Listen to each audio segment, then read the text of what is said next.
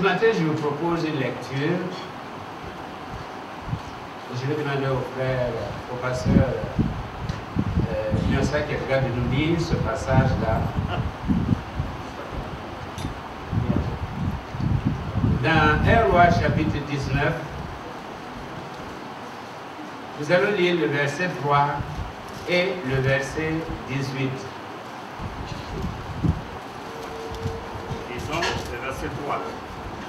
Élie, voyant cela, s'en alla pour sauver sa vie. Il arriva à Bersabée, qui appartient à Juda, et il laissa là son serviteur. Verset 18.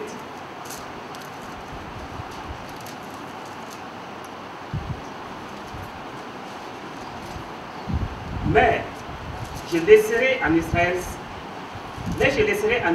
7000 hommes, tous les genoux qui n'ont pas fléchi devant Baal, toutes les bouches qui ne l'ont pas embrassé.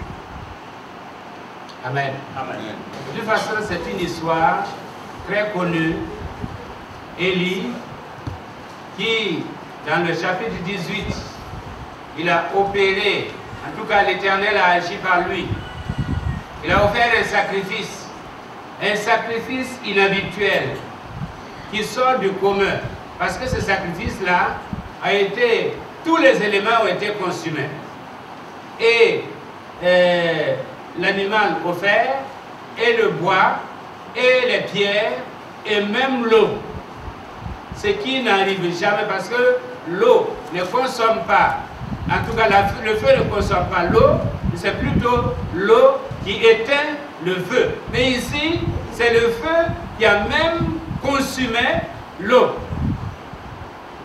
Et le titre de notre réflexion ce matin, c'est « Monsieur ou Madame découragé, que dis-tu pour ta défense ?» Monsieur ou Madame découragé, que dis-tu pour ta défense? Parce qu'après avoir vraiment opéré le miracle, après avoir démontré la puissance de Dieu, après avoir égorgé les 450 prophètes de Baal et d'Astarté, voilà que Jézabel envoie un message au serviteur de Dieu en lui disant: si demain tu es en vie, c'est moi qui suis morte. Mais si je suis en vie, c'est ton cadavre qu'on va ramasser. Et le verset 3 nous dit que Élie, voyant cela, il se leva pour aller, pour fuir, pour sauver sa vie. Quel paradoxe! C'est ce qu'on appelle les paradoxes en religion. Quel paradoxe! Cependant, est-ce que nous pouvons blâmer Élie? Est-ce que nous pouvons le condamner? Parce que, eh bien, quelque part, nous nous retrouvons dans cet homme de Dieu. Quelque part, nous nous associons à son expérience. On dit qu'on raconte l'histoire de Satan qui avait fait faillite. Et en faisant faillite, qu'est-ce qu'il a fait? Il vendait tout son matériel.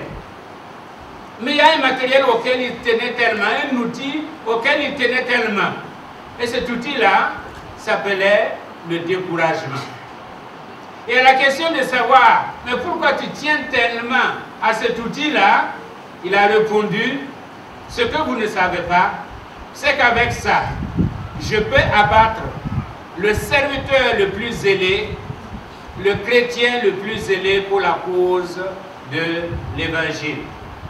C'est pourquoi j'y tiens. Parce qu'avec ça, je peux affaiblir le royaume de Dieu, ne serait-ce que pour un temps. Je peux ralentir le plan de Dieu dans la vie de quelqu'un, ou en tout cas l'œuvre de Dieu dans une certaine localité à cause du découragement. Par définition, le découragement est une dépression. C'est une dépression sous sa forme mineure. C'est une dépression. Et si vous voulez, c'est une sorte de folie. Mais c'est la folie douce, la folie interne, la folie qui... elle peut être agressive, tout dépend. Parce qu'un homme dépressif, une femme dépressive peut être en même temps agressif ou agressive. Qu'est-ce qui s'est passé dans la vie d'Élie? Sa vie, cette partie de sa vie-là, nous donne quelques leçons.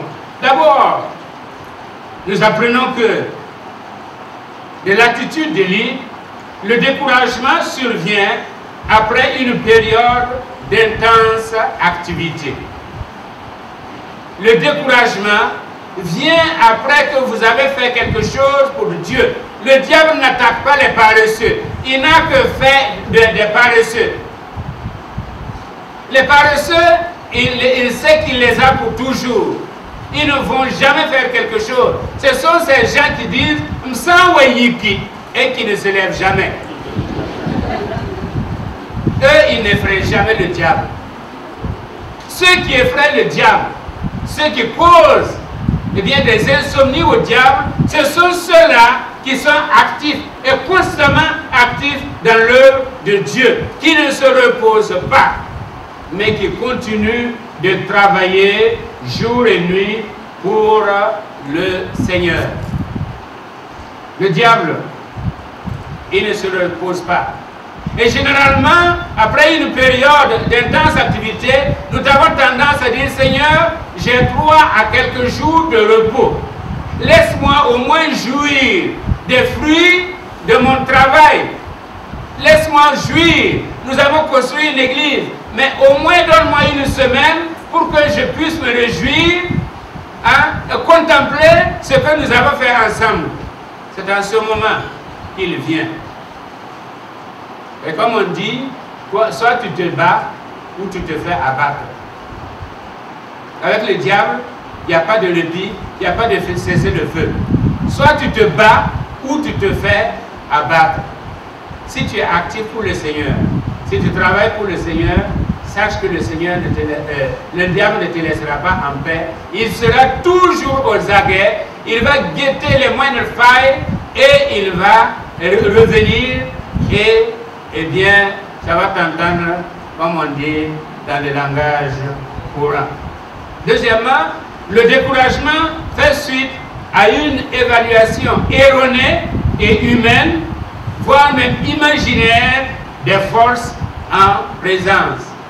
C'est une évaluation erronée, une évaluation humaine, une évaluation imaginaire des forces en présence. C'est vrai que Jézabel, c'était vraiment l'incarnation du diable. C'était l'incarnation du mal. C'était celle-là qui, quand elle dit de faire quelque chose, on fait. Quand elle dit de tuer telle personne, on tue. C'est vrai. Mais il venait de faire face au roi. Il venait de faire face aux serviteurs de Jézabel, c'est-à-dire les prophètes de Baal et d'Astarté. Et maintenant que c'est Jézabel qui envoie, en tout cas la menace, eh bien Élie est découragé. C'est une évaluation erronée. Erronée des forces en présence. Et comme nous aimons le dire, nous avons soit un Dieu puissant et un grand Dieu et un petit problème, ou nous avons un grand problème et un petit Dieu. À nous de choisir. Si nous avons un grand Dieu et un petit problème, quelles que soient les forces qui viennent contre nous, nous allons dire, Satan, tu es vaincu et tu seras toujours vaincu. Le serviteur d'Élisée a commis la même erreur. Quand il est sorti dans la ville de Dothan et qu'il a vu les Syriens qui entouraient toute la ville, il est retourné et il a dit à Élisée, eh bien aujourd'hui, ça n'est fait de nous. Parce que les Syriens, eh bien, ils sont venus, toute l'armée là, toute une armée qu'on a envoyée pour se saisir de 2 personnes. Si vous voulez même d'une seule personne. Parce que c'est Élisée qui constituait le danger. Mais Élisée est sorti. Il a dit au serviteur, tu vois, moi je vois ce que tu ne vois pas. Moi je sais ce que tu ne sais pas. J'ai confiance en quelqu'un qui ne m'a jamais trahi. C'est pourquoi je vais prier. Ce n'est pas pour toi. Comme Jésus a dit à ses disciples, je prie. Je Père, je te prie, non pas pour moi, mais pour eux, pour qu'ils voient et qu'ils croient. Élie a prié. Et Dieu a ouvert les yeux de ce serviteur-là. Et il a vu une armée beaucoup plus grande, mieux équipée. Une armée effrayante qui entourait les Syriens maintenant. Et ce serviteur-là, eh bien, il a été rassuré. Et ils n'ont même pas eu à engager de combat. Élisée est sorti, il a prié, et qu'est-ce qui s'est passé? Les Syriens sont devenus aveugles. Les navires, c'est les navires, les quoi? Hein? Les navires, les cancampés. Les navires, les cancampés, eux, ils sont bien. Mais ils sont devenus navires, les cancampés. Ils ne pouvaient plus rien faire. On les a conduits comme un troupeau de moutons dans la ville de Samarie, au milieu de leurs ennemis. Gloire au Seigneur. Nous n'avons même pas à combattre, parce que celui qui est avec nous, il a déjà remporté la victoire. Et il nous amène dans la victoire. Il nous conduit dans la victoire. C'est pourquoi faisons une évaluation juste des forces en présence. Et quelle que soit l'adversité, nous nous disons, avec Dieu, nous sommes plus que vainqueurs. Amen. Dieu reste égal à lui-même, quelle que soit la situation. Celui qui a fait la promesse est fidèle. Et sa fidélité est un bouclier pour nous. Et d'ailleurs, le psalmiste dit, le nom de l'Éternel est une tour forte. Le juste s'y réfugie et trouve le secours ou trouve le salut. Ne magnifions pas les muscles du diable. Magnifions les muscles de notre Dieu. Satan, il est vaincu. Et il restera toujours vaincu. Ce n'est pas dans sa situation qu'il ne sera pas vaincu. Il est vaincu pour tout le monde et pour tout le temps. Saisis la victoire. Troisièmement, le découragement nous fait quitter notre position d'avant-garde. Dieu nous a placés quelque part pour agir. Dieu nous a placés quelque part pour œuvrer pour lui. Ce n'est pas pour rien, ce n'est pas par erreur que vous êtes dans cette église. Je ne le crois pas. Je ne le crois pas. Dieu vous a placé ici pour quelque chose de précis. Mais le diable aussi sait. C'est pourquoi il sait ce que vous allez faire ici est très important. C'est pourquoi il vous attaque. Et quand il attaque, eh bien, la tendance, c'est à prendre la tangente. Dans toutes les situations. Dans toutes les situations. La fuite peut être physique, mais la fuite est surtout spirituelle. Elle est spirituelle, elle est psychologique. Quand on fuit, on dit à Dieu, si c'est comme ça, je ne prie plus. Si c'est comme ça, je ne lis plus ta parole. Si c'est comme ça, je ne vais plus au culte régulièrement comme j'ai l'habitude de le faire. Si c'est comme ça, je ne m'implique plus dans les affaires, dans tes affaires à toi. Il y a plusieurs formes de fuite. Mais la parole de Dieu nous dit que la solution n'est pas la fuite, la solution c'est la lutte devant le Seigneur. Nous avons tendance à fuir les points chauds, mais comme on dit, ce que nous refusons de confronter nous reviendra toujours. Ce que nous refusons de confronter nous reviendra toujours. Soyons comme ces hommes-là, en Juda. Quand il y avait la guerre avec les Philistins, ils se sont mis dans un champ de lentilles. Et les Philistins venaient et ils ont combattu. Ils ont dit, nous n'allons pas quitter ce champ-là. Nous allons défendre ce champ. Et ils ont remporté la victoire. À force de tenir ferme. À force de tenir ferme. Nous allons remporter la victoire. Dans Osée chapitre 11, verset 5, il est parlé de Jacob. Il dit, dans sa vigueur, il lutta avec Dieu, il lutta avec l'ange et il fut vainqueur. Amen. Chaque fois que je lis ça, je suis étonné. Comment quelqu'un peut lutter avec l'ange? Comment quelqu'un peut lutter avec Dieu et être vainqueur? C'est celui qui refuse un nom comme réponse. C'est celui qui refuse de se laisser emporter par les événements. Celui qui refuse de se laisser emporter par les circonstances. Il dit non. Satan, tu es vaincu. Et dans ma situation, je sais que tu ne peux rien faire. Tu ne peux que m'effrayer. Tu ne peux que m'intimider. Ce que tu veux faire, c'est simplement m'amener à quitter ma position d'avant-garde. Là où Dieu m'a placé. Il lutta avec Dieu et il fut vainqueur. Qu'un jour on puisse dire cela de chacun de nous. Il lutta avec Dieu. Il lutta avec les anges. Et il fut vainqueur. Amen. Il y a des gens qui ont prié. Des gens qui ont insisté auprès de Dieu. Et Dieu a changé des situations. Moïse est un exemple. David est un exemple. Ils ont insisté. Ils ont prié. Et Dieu a transformé des situations, non seulement pour eux, mais aussi autour d'eux.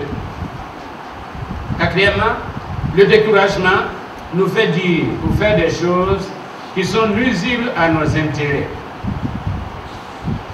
Heureusement que Dieu n'exauce pas nos prières. Quand on était à l'école primaire, on avait un maître qui aimait pour les résultats, au certificat. C'est au certificat. Mais comme on était ensemble avec les collégiens, chaque fois qu'on devait délibérer et donner les résultats, qu'on avait délibéré, on devait annoncer les résultats, les collégiens venaient, l'école primaire était là, l'école primaire du CP1 jusqu'au CM2, et l'enseignant en question, il avait sa façon d'annoncer les choses. Il va dire ton nom, un tel. Si tu as échoué, il va dire il coule. Ou bien il parachute. Il tombe. Alors ça fait que l'échec était beaucoup plus sévère. À ce temps-là, qu'est-ce qu'on n'a pas entendu? Des gens qui disaient, Seigneur, si c'est comme ça, tue-moi, tue-moi. Pourtant, le lendemain, ils sont allés prendre leur petit déjeuner et ils ont continué à vivre. Dans le découragement, nous disons des choses. Et si Dieu exauçait nos prières, eh bien, nous ne serons plus en vie. Combien ont demandé la mort? Seigneur, si c'est comme ça, prends ma vie. C'est ce que Élie a fait. Seigneur, si c'est comme ça, prends ma vie. De toute façon, il n'avait pas besoin de demander, puisque Jézabel était là. Jézabel voulait se charger de ça. C'est une fausse prière. Sinon, la mort t'attendait. Pourquoi tu fuis? Puisque tu fuis pour sauver ta vie. Mais quand même, on le dit. Il s'apitoie sur son sort. Et quand nous sommes dans le découragement, nous ne voyons que nous-mêmes. Nous ne voyons plus les autres. Nous ne voyons plus les solutions possibles. Nous ne voyons que notre état actuel. Cinquièmement, même dans le découragement, Dieu reste fidèle dans sa provision. Le serviteur qui est parti, eh bien Dieu est resté fidèle. Dieu a pourvu à ses besoins. Et il a mangé, il a bu. Et la Bible nous dit qu'avec cette nourriture, eh bien il a marché 40 jours et 40 nuits sans se fatiguer. Amen. Tout comme le peuple d'Israël qui a marché, lui, 40 années dans le désert et le vêtement ne s'est pas usé, la chaussure ne s'est pas usée. De la même manière, eh bien, c'est le serviteur de Dieu qui a été renouvelé, qui a été assisté, a marché 40 jours et 40 nuits sans se fatiguer. C'est la nourriture de l'Éternel. C'est le soutien de l'Éternel. C'est la force que nous donne l'Éternel. Si Dieu est avec nous, alors nous ne connaîtrons pas la fatigue. Nous allons marcher avec lui. Nous allons marcher à côté de lui. Nous allons marcher dans sa direction. Et nous atteindrons la direction sans jamais nous fatiguer. Sixièmement, dans le découragement, nous nous croyons tous seuls. C'est ce que Élie a dit. J'ai déployé mon zèle pour toi. Et maintenant, il cherche à m'ôter la vie. Je suis resté tout seul. Mais à la fin, Dieu va lui prouver qu'il n'est pas tout seul. En fait, si Élisée savait qu'il y avait une dizaine, eh bien, qui étaient dans la même situation, c'est-à-dire qu'ils sont restés fidèles au Seigneur, il n'en est pas parlé. Mais mieux qu'une dizaine, il y avait 7000 qui n'avaient pas plié le genou devant Baal. C'est-à-dire 7000 qui étaient restés fidèles au Seigneur. Et le nombre 7, eh bien, c'est très important. C'est la perfection. C'est la perfection. C'est-à-dire que ceux qui sont restés là, c'est ceux que Dieu a choisis. Dieu a élu. Dieu a établi. Et rien ne peut les déranger. Ils ont agi dans l'ombre. Ils sont restés dans l'ombre. Ils ne se sont pas manifestés comme lui. Mais il y avait 7000 qui sont restés fidèles à l'Éternel. Septièmement, Dieu préfère la voix douce pour parler à ses enfants dans toutes les situations. Les solutions fracassantes sont pour les païens. Les solutions douces sont pour les enfants de Dieu. Mais avant de lui parler, il lui pose la question.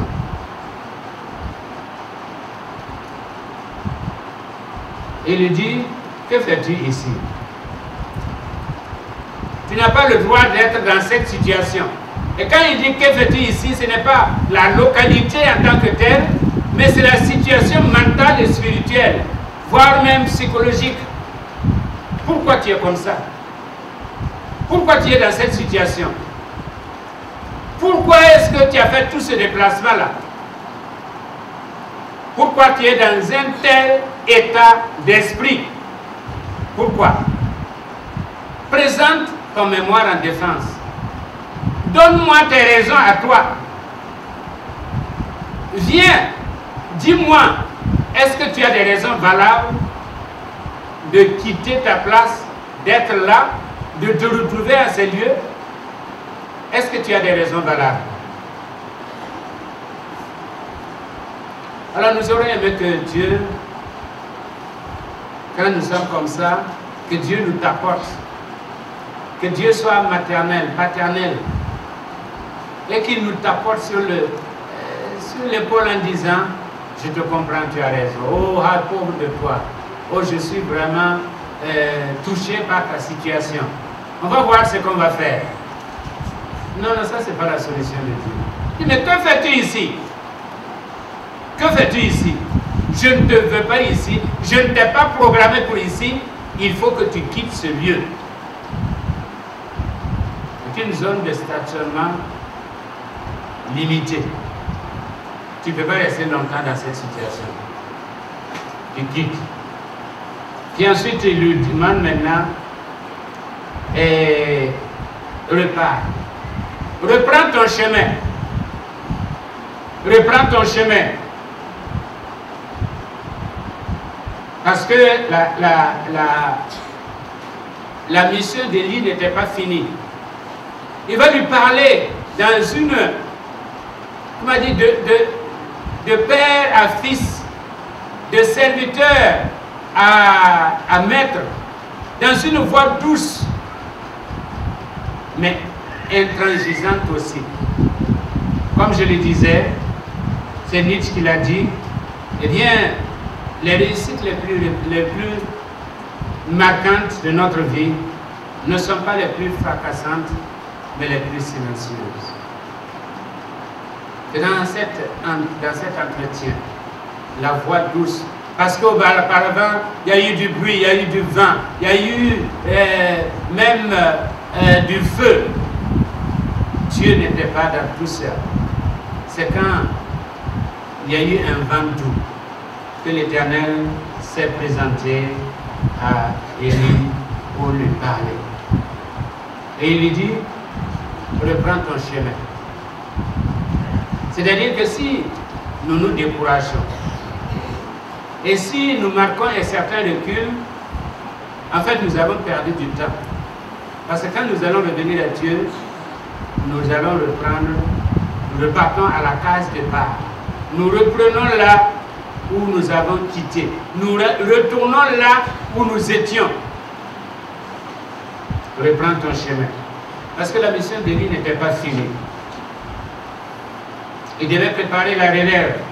Il devait oindre Azaël. Il devait oindre Jéhu. Et il devait oindre Élisée pour continuer l'œuvre que Dieu a commencée. Et Élie, Dieu réservait mieux que la mort pour lui comme moyen pour quitter ce monde. Il ne devait pas passer par la mort, il devait être enlevé.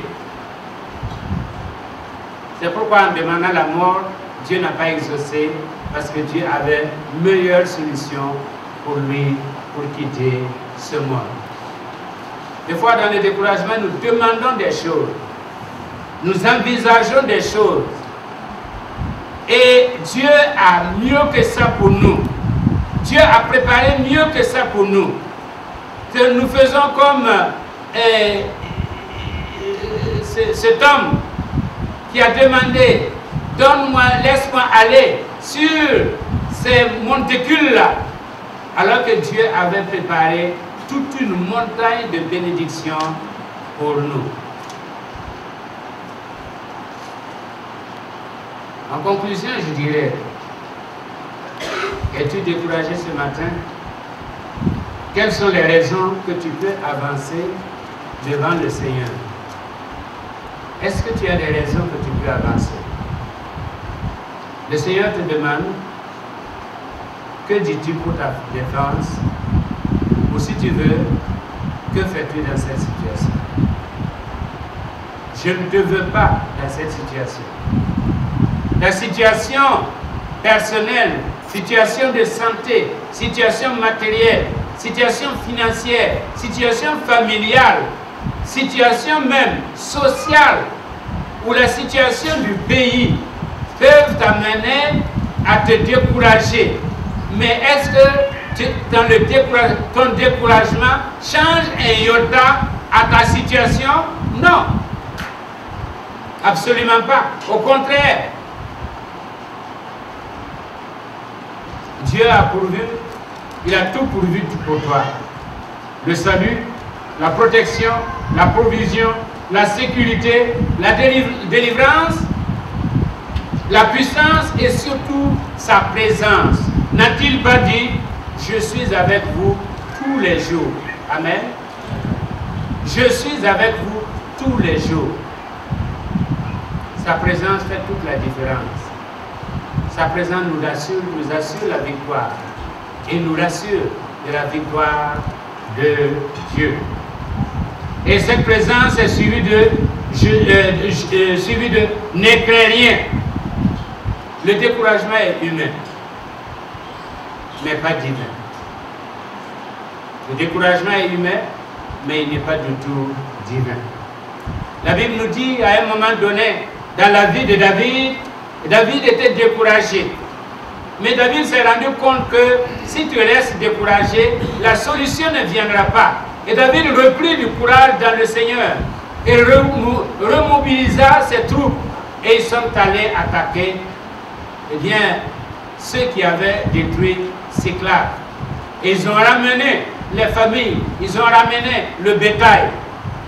David reprit du courage dans le Seigneur.